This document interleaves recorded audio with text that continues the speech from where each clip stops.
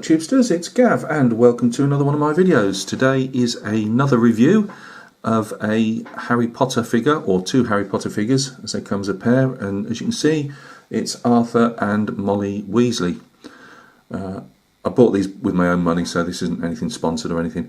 I just want to give you a quick review, show you what the figures are like, my thoughts on them. Because it's always helpful if you can see some of the figures before you actually buy them. So I'll move this. Let's see if we might be able to get one. No, let's move this out of the way, and we'll get the figures in view. Right, I will hold them up to the camera in a moment. So as you can see, there's Molly comes in the obviously head, torso, legs all in one, but the arms are separate. So we'll deal with her first.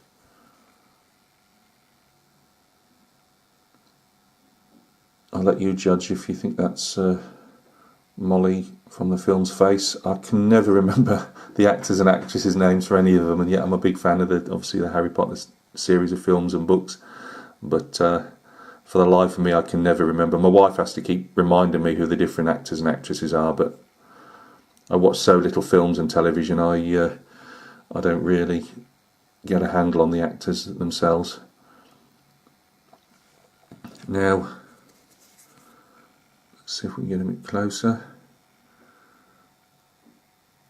There's obviously no particular mould lines on the face itself by the look of it. There's a couple of bits of what I believe are loose resin. I have had these out of the box obviously to have a look at them myself before showing you guys, and I believe that's just loose resin. Some slight pitting I noticed on the skirt. You can either gently smooth that out with a sanding stick, but please wear a mask when you're doing it because this is resin and you don't want to be breathing that dust in. So you either do that or maybe get a bit of plastic putty. See, we've got more pitting here. It's not, it's not a massive concern. There's a bit of a blob there I'll feel with a stick, so that'll need sanding. So yeah, a bit of sanding involved there. Like this casting plug effort here needs to be cut off. How much you do underneath is entirely up to you. Obviously these are slotter bases. I do like pinning them, because you can buy some cracking resin bases for different figures. Let me just see if we can get this out slightly. But the problem is with these resin figures are that, especially on the females, Right, let's move this out of the way because he keeps wanting to pick up on. That's better. Right, sorry about that, guys. I do like to actually take the slots off and all the tabs off and pin them, but these are so delicate. I'd never bother. It's just not worth snapping ankles and having to glue them and then try and fill round them. So I stick with the slotter bases. The only problem is with the slotter bases is obviously you can never get a perfect coverage of it, to cover the slot completely without looking it slightly out of sorts. But no, some very nice details. You've got obviously the detail on the blouse or cardigan, jumper, whatever it is.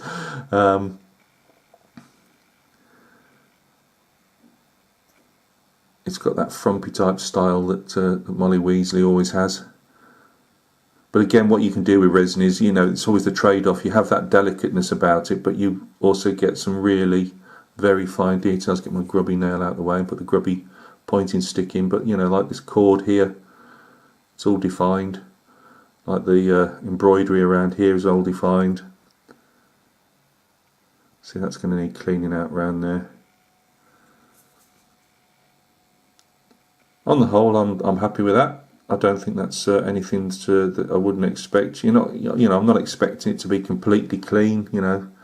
There's the odd mould line or whatever that'll need just a scalpel on.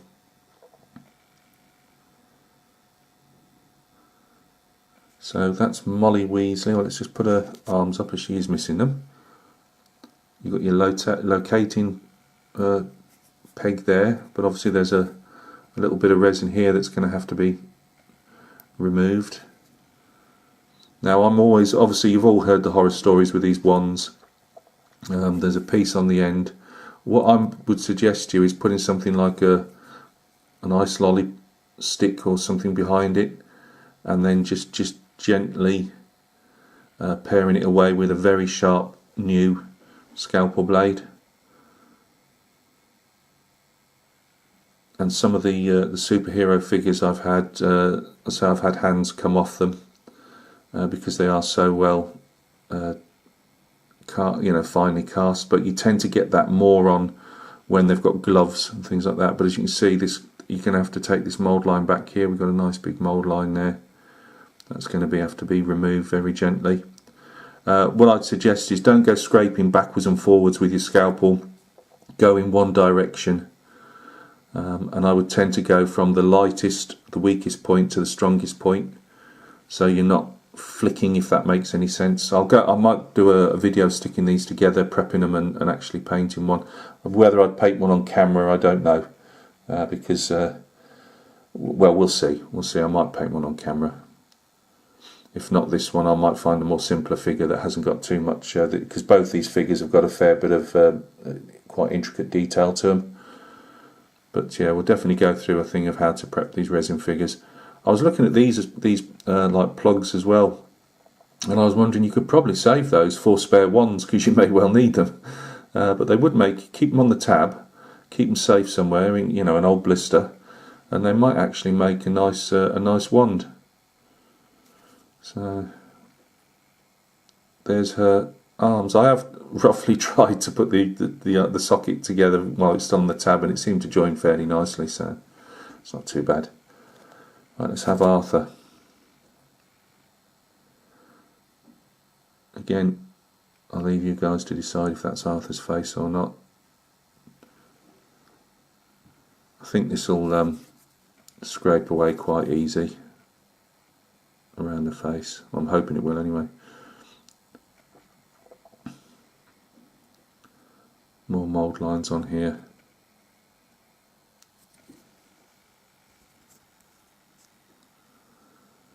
That one there is actually part of the actual pocket on his jacket.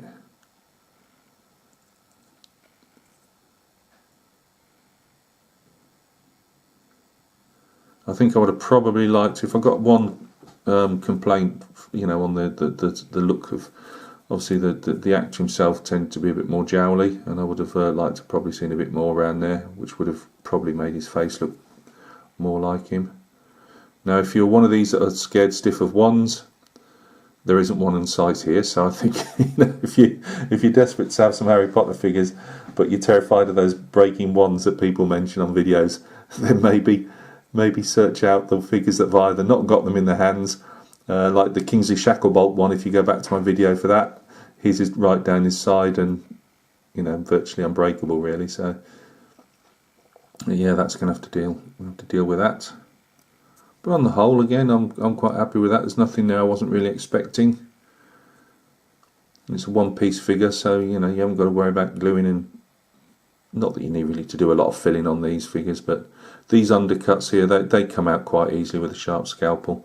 Again, don't go maybe in one hit. Again, just plane it away. Again, from my way of doing it is go from the weakest direction to the strongest direction. But they come away quite easy. So guys, there is Arthur and Molly Weasley.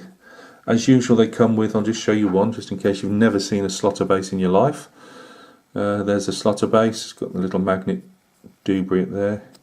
As I said before, the only problem, I don't think, is there any way that they'll sit in straight? Oh, that one will. Yeah, your problem you tend to find is obviously you don't get a perfect fit with the flagstones. So what I normally do is pare this away again with your scalpel, so it's actually, obviously it'll sit below the actual moulding on the base, and then obviously try and work in an extra slab. But they never sit completely perfect, which is a shame, but there you go. So you get two of those, I'll quickly show you the cards for those that are interested. These two guys, I haven't got the game. I keep I'm in an R-ing, and I might well get it.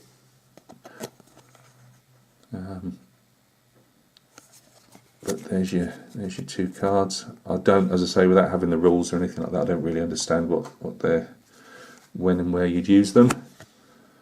There's characters cards as well, and again just the Hogwarts faction on the back.